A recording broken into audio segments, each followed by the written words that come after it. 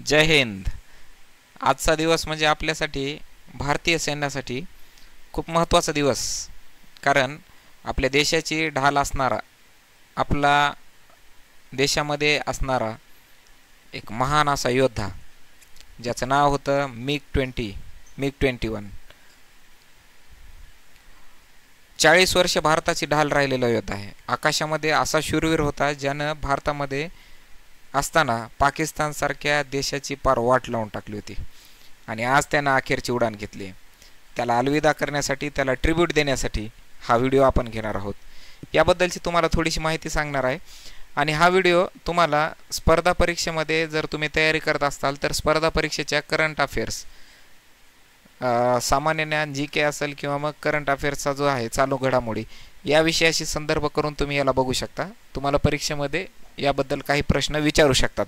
ठीक आहे. तर बघा, 1963 साली भारतामध्ये पहिलं आलं मिग विमान MiG-21. शीतयुद्धाच्या काळामध्ये सोव्हिएत रशियाकडून भारतानं, ठीक आहे, रशियाचं अगोदरचं नाव होतं सोव्हिएत युनियन. 1991ला 15 देशामध्ये त्याचं विभाजन होऊन त्याचं नाव काय झालं? रशिया. ठीक आहे. अगोदर त्याचं नाव होतं सोव्हिएत युनियन. यांच्याकडून भारतानं हे लढाऊ विमान घेतलं होतं. भारतीय हवाई दलाच्या कणा बनलेलं, भारतीय हवाई दलाचा पाठीचा बॅकबोन मानलं जाणारं हे जे विमान आहे, हे विमान 40 वर्षापेक्षा जास्त वर्ष सीमांचं रक्षण करत उभं राहिलं. आताच तुम्हाला माहीत असेल, जगामध्ये सगळ्यात ॲडव्हान्स विमान जे आहे त्या विमानाचं नाव जर बघितलं, त्यापैकी एक असणारं अमेरिकेचं F-16. आणि आपल्या देशामध्ये तुम्ही इमॅजिन नाही करू शकत, आपल्या देशाचे बहादूर असे पायलट अभिनंदन यांनी याच मिग विमानानं 1963 मध्ये बनलेल्या विमानानं जगातल्या सर्वात ॲडव्हान्स असणारे F-16 फायटर प्लेनला पाडलं होतं, त्याला मारून पाडलं होतं. म्हणजे विचार करा, जर माणसाकडं कौशल्य असेल आणि MiG-21 1963ला बनलं होतं, तुम्हाला वाटत असेल भंगार विमान असेल, 63ला असून पण ते एवढं जबरदस्त विमान होतं की ते F-16 सारख्या अत्याधुनिक विमानाला पाडू शकते. म्हणजे साधी गोष्ट नाही. भारताच्या अभिनंदनजी सारख्या पायलट, हजारो असे देशाचे रक्षण करणारे जे पायलट असतील, सैनिक असतील, यांना आपण सल्यूट करायला पाहिजे की त्यांचं डेडिकेशन देशासाठी हे अतुलनीय आहे.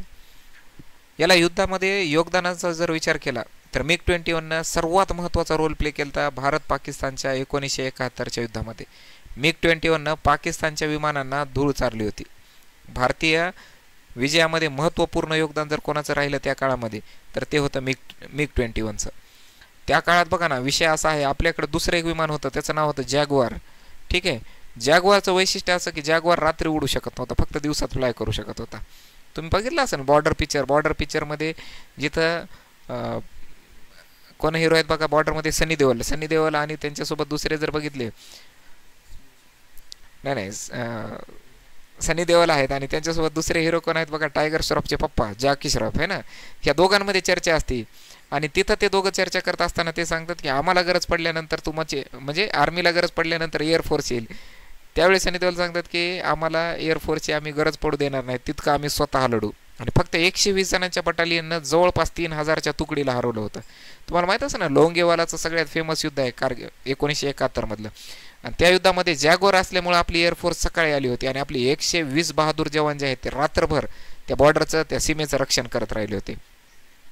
काय जज्बा असं इमॅजिन करा ना, इकडं फक्त 120 सैनिक आहेत आणि त्यांच्या पुढं जवळपास 3000 जणांचं टँकची एक मोठी बटालियन, टँकचं एक मोठं सैन्य. 120 जणांना सांगितलं होतं की तुम्ही वापस या, थोडंसं पाठीमागे या, तर हे म्हणले नाही. शेवटपर्यंत यांनी वॉर थांबवून ठेवला, शेवटपर्यंत लढले, शेवटपर्यंत त्या सीमेचं रक्षण केलं आणि 3000 जणांना त्यांनी थांबवलं. सकाळी ज्यावेळेस सकाळ झाली 6 वाजता जॅग्वारनं मिगनं ज्यावेळेस हवेमध्ये टेक ऑफ केले, त्यावेळेस या 3000 जणांना संपून लोंगेवालाचं युद्ध भारतानं जिंकलं. इतिहासामध्ये सर्वात महत्त्वपूर्ण जर बघितलं तर तुम्हाला कधी आठवलं की 300 योद्धा लढले होते ग्रीसमध्ये, बरोबर आहे, 300 योद्धा 20,000च्या विरुद्ध. ते जसं युद्ध झालं होतं त्याच प्रमाणाचं, त्याच लेवलचं, त्याच इंटेन्सिटीचं युद्ध, फक्त 120 जवान यांच्या 120 जवान यांच्याकडे मोठे हेवी वेपन्स नाहीत, काय नाही, फक्त एक जीपवर लावणारी एक आर्टिलरी गन होती. ठीक आहे, MMG म्हणतो आपण त्याला. ठीक आहे. दुसरी गोष्ट जर बघा, समोर बघितलं तर मोठे मोठे टँक आहेत, टँकची बटालियन आहे आणि 3000चं सैन्य. या दोघांमधलं युद्ध म्हणजे आपल्याला त्या जुन्या काळातल्या त्या युद्धाची आठवण करून देते. त्याच्यानंतरचा महत्त्वाचा दुसरा रोल जर प्ले केला आहे ना, तर ते आहे कारगिलच्या युद्धामध्ये 1999. उंच डोंगराळ भागामध्ये बम वर्षाव म्हणजे बॉम्बचा वर्षाव करण्यासाठी आणि हल्ल्यासाठी वापरलं गेलं. सीमेचं रक्षण. आता इथं विषय काय बघा ना, भारतामध्ये तुम्ही हिमालय डोंगर पाहिला असेल, ठीक आहे, आपण भूगोलच्या क्लासमध्ये शिकलो सगळे. नसेल तर तुम्ही या व्हिडिओमध्ये या चॅनलवरती आपण भूगोलचा एक क्लास घेतला आहे, त्या भूगोलच्या क्लासमध्ये तुम्ही जाऊन बघा, ठीक आहे, ज्याच्यामध्ये आपण कशा चर्चा केली हिमालयाची. भारताच्या उत्तर भागामध्ये हिमालय आहे. इथं जर बघितलं तर इकडे येते पाकिस्तान, ठीक आहे. 1999च्या युद्धामध्ये आपल्याला ज्यावेळेस पाकिस्तान जम्मू काश्मीरच्या भागामध्ये जायचं, जम्मू काश्मीरमध्ये येणारे जे पर्वतरांग आहेत, काराकोरमचे असेल, लडाखचे असेल, झास्करचे असेल, पीरपंजाल, त्याच्यानंतर ग्रेटर हिमालय, या एवढ्या मोठ्या उंच अशा पर्वतामध्ये 6000 मीटरच्या उंच इतक्या मोठ्या डोंगरांवरती जायचे. 6000 मीटर म्हणजे जवळपास 6 किलोमीटर जायचं आणि एकटं नाही जायचं, सोबत सोबत जात असताना फुल लोड जायचं, एकदम फ्यूल पण घेऊन जायचे, त्याच्यासोबत मोठे मोठे बॉम्ब पण घेऊन जायचे. आणि इतकं घेऊन जाताना एवढ्या कोल्ड टेम्परेचरमध्ये त्या विमानाला फ्लाय करायचे, म्हणजे त्याचं स्ट्रक्चरल मजबूती किती जबरदस्त असेल. 1963 मध्ये जरी हे विमान बनलेले तरी रशियाची टेक्नॉलॉजी काय जबरदस्त असेल विचार करा, की त्यांनी हिमालयाच्या -डिग्रीच्या तापमानामध्ये, ठीक आहे, 0पेक्षा खाली जर बघितलं त्या तापमानामध्ये उडणारं जे विमान असेल, की ज्याच्यामध्ये इतके जबरदस्त वेपन घेऊन जाऊ शकणारं विमान 63 मध्ये त्यांनी बनवले. आणि ते आपल्याला 1999च्या युद्धामध्ये कामाला आलंय. सीमेचं रक्षण करणं असो, गुप्तचर असो, गुप्तचर मोहीम म्हणजे बऱ्याच वेळा आपण पाकिस्तानच्या बॉर्डरच्या पलीकडे जाऊन पण त्यांची माहिती घेऊन आपले हे विमान आलेले आहेत. विजेच्या गतीनं शत्रूवरती हल्ला करणारं MiG-21 प्रत्येक ठिकाणी सज्ज होतं. भारताच्या पाठीचा कणा होतं. भारताचं रक्षण करत असताना मिगनं जवळपास 40 वर्ष दिलेत. त्यानंतर बघा, अभिमानाच्या क्षणांचा ज्यावेळेस आपण विचार करतो तर भारतातील पहिलं सुपरसॉनिक जेट आहे. सुपरसॉनिक म्हणजे तुम्हाला माहिती आहे आवाजाच्या गतीपेक्षा जास्त. समजा तुम्ही इथं बसलात आणि तुमच्या समोर इथं काहीतरी एक विमान ठेवलेलं आहे, ठीक आहे, तुम्ही इथं आहेत, तुमच्या समोर एक विमान ठेवलेलं आहे. या विमानाला तुमच्यापर्यंत पोहोचायला जितका टाईम लागतोय, याच्या अगोदर आणखी एक उदाहरण सांगतो.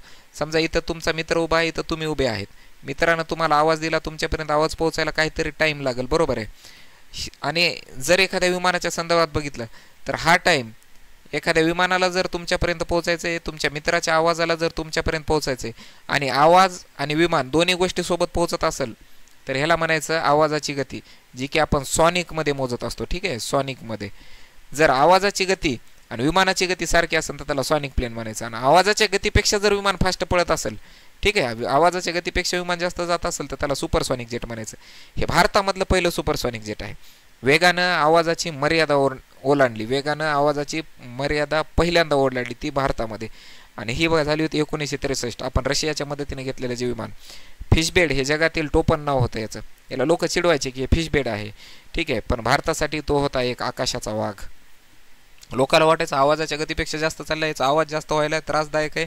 जगामध्ये लोक याला चिडवायचे, याला फिशबेश म्हणायचे, फिशबेड, कारण ह्याचं डिझाईन चांगलं नाही, त्याच्यामुळे इतका जास्त आवाज होता असं त्यांचं म्हणणं होतं. पण भारतासाठी तो होता एक आकाशाचा वाघ, आकाशाचं रक्षण करणारा एक डेंजर, भारताचा एक पॅन्थर, भारताचा एक टायगर. 1200पेक्षा जास्त MiG-21 भारतीय वायुसेनेमध्ये होते. आता सगळे रिटायर झालेत. आजच्या दिवसामध्ये सगळ्या विमानांना रिटायर केले. आज त्यांची शेवटची फ्लाईट झाली. याच्या बलिदान आणि संघर्षाचा विचार केला तर अनेक वैमानिकांनी, अनेक पायलटांनी MiG-21 मध्ये आपले प्राण गमावले. अपघातांच्या बातम्यांमुळे त्याला फ्लाइंग कॉफिन म्हणायला लागले. विमानामध्ये जर एखादा पायलट गेला तर कितीतरी पायलट जे आहेत यांचा त्याच्यामध्ये त्यांना प्राण गमावं लागले, ते शहीद झालेत.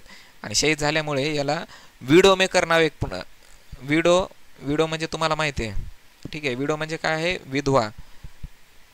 तर या विमानाला विडो मेकर नावाच्या नावानं सुद्धा याला लोकांनी याला नाव ठेवले, ठीक आहे, की या विमानामध्ये जर एखादा पायलट गेला तर तो शहीद होणारच असं लोकांना वाटायला लागलं. म्हणून यांनी विधवा बनवणारं हे विमान आहे असं याला नाव दिलं. दुसरं नाव याला फ्लाइंग कॉफिन म्हणून पण याची टिंगल केली, याला नाव बोटं ठेवले, याला संबोधलं गेलं. तरी वैमानिकांनी अभिमानानं उडान स्वीकारले आणि देशासाठी बलिदान हेच त्यांचं ध्येय ठेवलं. म्हणून आपल्या देशाची आर्मी, आपण संख्येनं कमी असतो, आपण टेक्नॉलॉजीनं कमी असतो, पण आपण संघर्ष करण्यासाठी, आपण बलिदान देण्यासाठी, आपण निधड्या छातीनं समोर जाण्यासाठी आपल्या देशाचे सैनिक इतर देशांच्या तुलनेमध्ये आपल्या देशाकडे बलिदान देणाऱ्यांची संख्या जास्त आहे. आणि हीच भारतीय सेनेचं एक सर्वात मोठं वैशिष्ट्य आपल्याला सांगता येते. शेवटच्या उड्डाणामध्ये जर बघितलं, तुम्हाला माहिती आहे जसं आपल्या सैन्याला आपण एवढी रिस्पेक्ट का देतो, त्याचं कारण आहे की सैन्य एक्स्ट्रीम आहे आपल्या देशाचं, त्याच्यासारखं चॅलेंज नाही. इथं मी आताच तुम्हाला काय सांगितलं, ह्या विमानाला काय म्हणले, विडो मेकर. या विमानामध्ये जर कोणी फ्लाइंग केलं तर ते काय होणार, त्याची बायको अशी विधवा होईल असं म्हणायचे आहे ना, त्याची बायको विधवा होऊ शकते. पण तरी आपल्या देशाचे जे सैनिक आहेत त्यांनी काय केलं, या विमानाला चालवण्यासाठी कधीच असं म्हणले नाही की नाही आम्ही हे चालवू शकत नाही, कारण आपल्याकडे परिस्थिती अशी होती की आपल्याकडे ह्याला रिप्लेस करणारं दुसरं विमान नव्हतं, त्यामुळे आपल्याला ह्याला वापरणं गरजेचं होतं. ठीक आहे, आता ह्याला रिप्लेस करून नवीन कोणतं विमान येणार आहे हे मी तुम्हाला पुढच्या व्हिडिओमध्ये सांगणार. ठीक आहे, त्याच्यावरती आपण सविस्तर चर्चा करू. पण आजच्या विषय बघा, याला शेवटची उडान, ठीक आहे, याची मिग 21ची शेवटची उडान करतोय कोण बघा, आपल्या देशाचे एअर चीफ मार्शल. विमानामधलं सर्वोच्च जे पद आहे त्या पदावर बसणारा माणूस या विमानाला उडवते, ज्या विमानाबद्दल बोललं जाते की फ्लाइंग कॉफी नाही, याला उडवलं तर ह्याचा पायलट वाचणार नाही. आणि त्या विमानाला कोण उडवायले, भारतामधलं विमानामध्ये किंवा एअरफोर्समध्ये असणारा सर्वोच्च अधिकारी, आणि त्यांनी उडवून ह्या विमानाला शेवटचं ट्रिब्यूट दिलं, शेवटचा सलाम केला. 2025मध्ये मिग 21नं अखेरीस सेवानिवृत्त घेतली. 4 दशकांच्या सेवेनं भारताला विजय मिळवून दिला. निवृत्तीचा दिवस भारतीयांसाठी भावनिक राहिला. अनेकांच्या डोळ्यात पाणी आलं, अनेक इतके हळहळले लोक. आणि तुम्हाला माहिती आहे, जसं भारतामध्ये प्रत्येक गोष्टीची व्हॅल्यू आपल्या घरामध्ये असणाऱ्या छोट्या मोटरसायकलची आपल्याला व्हॅल्यू असते, तिच्यासंग आपली एक इमोशनल अटॅचमेंट असते. तर 40 वर्ष ज्या विमानानं आपल्या देशाच्या सीमेचं संरक्षण केलं, ज्या विमानानं आपल्या देशाचं संरक्षण केलं, त्या विमानाबद्दल आपल्या आर्मीच्या लोकांना किंवा आपल्या एअरफोर्सच्या लोकांना किती मोठा अभिमान असेल, ही गोष्ट आपण इमॅजिन करायला पाहिजे. लक्षात यायला का तुम्हाला? मला इथं आणखी एक गोष्ट अशी सांगायची आहे की ज्यावेळेस आपला मिग आहे, या विमानाला शेवटची उडान उडायची होती, त्यावेळेस याच्यामध्ये तुम्हाला आपले हे विमानाची शेवटची जी फ्लाइंग आहे ती फ्लाइंग कोण केली, तर आपल्या भारताचे एअर चीफ मार्शल. आणि ह्या एअर चीफ मार्शलचं नाव काय आहे, सध्या भारताचे एअर चीफ मार्शल काय हे मला तुम्ही कमेंटमध्ये सांगा. मला त्यांचा एवढा अभिमान वाटते बघा ना, की त्यांना कोणतरी सांगितलंच असं नाही की याला फ्लाइंग कॉफी म्हणतात, तरी बी ते त्या विमानामध्ये जातात, त्या विमानाला शेवटची सलामी देण्यासाठी, त्या विमानाला शेवटचा धन्यवाद म्हणण्यासाठी. ही साधी गोष्ट नाही. म्हणून अशा महान व्यक्तीचं नाव, एका ग्रेट, आतापर्यंतचे, मी ह्यांना ग्रेट म्हणतो, ठीक आहे, आतापर्यंतच्या आपण जेवढे एअर चीफ मार्शल आहेत सगळे ग्रेट आहेत, सगळे चांगले आहेत, सगळ्यांनी त्यांच्या परीने योगदान दिले. पण ह्यांचं बलिदान माझ्यासाठी एक इमोशनल, एक भावनिक टच आहे, माझ्यासोबत एक भावनिक अटॅचमेंट आहे यांची. त्यामुळं तुम्ही मला ह्यांचं नाव कमेंटमध्ये नक्की सांगा बरं सगळेजण. आणि हृदयामध्ये एक अभिमान आणि डोळ्यामध्ये जे पाणी होतं, डोळ्यामध्ये जे अश्रू होते, अश्रूसोबत आज आपण मिगला शेवटचा सलाम केला, शेवटची फ्लाइंग केली. इथं मला एक देशासाठी संदेश द्यायचा आहे, आणि तो संदेश असा आहे, योद्धे फक्त माणसात नसतात तर ते मशीनमध्येही असतात. लढणारे फक्त माणसंच नसतात तर ती मशीनसुद्धा असते. देशाचं रक्षण फक्त माणसंच नाहीत करत, फक्त सैनिकच नाहीत करत, तर त्या मशीनसुद्धा करतात. आणि मिग 21नं हे दाखवलं की देशसेवा म्हणजे शेवटपर्यंत लढणं. जसं आपल्या सीमेवरती लढणारा सैनिक असतंय जो की शेवटच्या श्वासापर्यंत देशासाठी लढतंय, तसंच मिग 21 आज त्याचा शेवटचा दिवस होता. आजच्या दिवसापर्यंत शेवटपर्यंत पण देशाचं रक्षण करत, देशासाठी सेवा देत लढत राहिला. आणि आज त्याचा उडण्याचा, आज त्याला सेवेमधून निवृत्त करण्यात आले. आजच्या नंतर मिग तुम्हाला कधीच हवेमध्ये दिसणार नाहीत. ही एक गोष्ट खूप जास्त भावनिक करते. बघा ना, एक विमान आहे ज्याचा जन्म उडण्यासाठी झाला आहे, आणि आज पूर्ण त्या विमानाचा जो काही ताफा आहे तो पूर्ण थांबणार आहे. याच्यानंतर मिग आपल्याला हवेत कधीच नाही दिसणार. मिगचा तो सुपरसॉनिक आवाज आपल्याला कधीच ऐकायला नाही येणार. त्यामुळं आज हजारो सैनिकांसोबत, हजारो पायलटसोबत मी सुद्धा थोडासा भावनिक झालो आहे. मिग 21 तुझ्या पंखांना सलाम, तुझ्या सेवेला वंदन, आणि तुला बनवणाऱ्या त्या रशियाच्या इंजिनियरला, तुला बनवणाऱ्या त्या सोव्हिएत युनियनच्या इंजिनियरला मनातून सलाम करतो. तुलाही सलाम करतो, तुझ्या पंखांना सलाम करून तुला वंदन करतो आणि थांबतो या व्हिडिओमध्ये. भेटू आपण पुढच्या अशाच व्हिडिओमध्ये. सर्वांना माझा जय हिंद, टेक केअर.